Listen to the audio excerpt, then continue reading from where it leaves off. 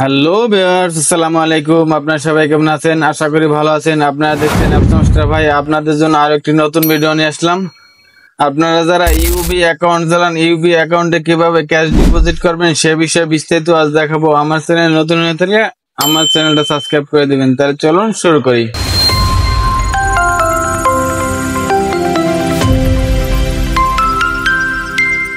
Welcome guys, আপনারা যারা UV ব্যাংকে ক্যাশ ডিপোজিট করতে চান তারা কিভাবে ক্যাশ ডিপোজিট করবেন তা আজ আপনাদের দেখাবো। তাইলে আমি ইউবি ব্যাংকের একটা এটিএম বুথে প্রবেশ করতেছি।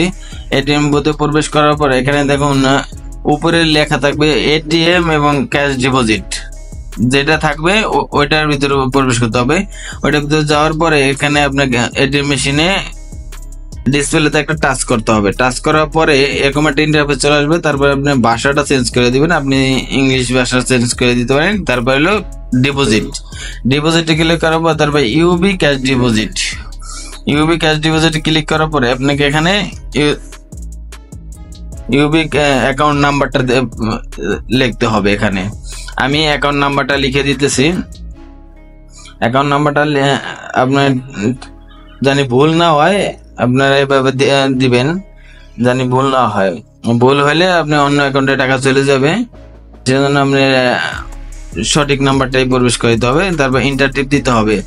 ইন্টার টিপ দেওয়ার পর আপনাকে এখানে নাম, অ্যাকাউন্টে যে নামটা আছে নামটা ঠিক আছে কিনা, সব ঠিকঠাক থাকলে তারপরে আপনার ইয়েস টিপ দিতে হবে।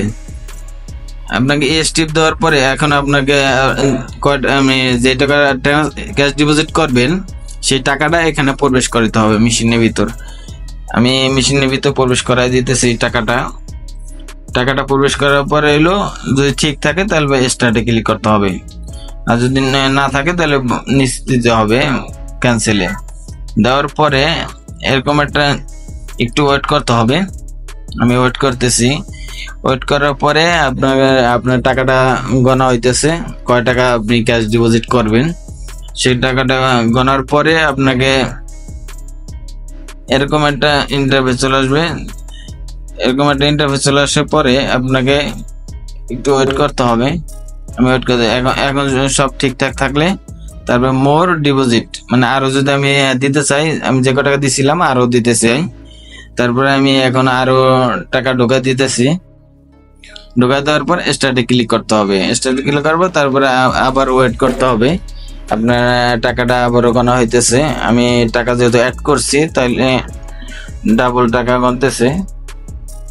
টাকাটা গণার পরে আপনাকে এখন টাকাটা একটা প্যাকে দিয়েছে, কারণ টাকাটা এটা নিতেছে না।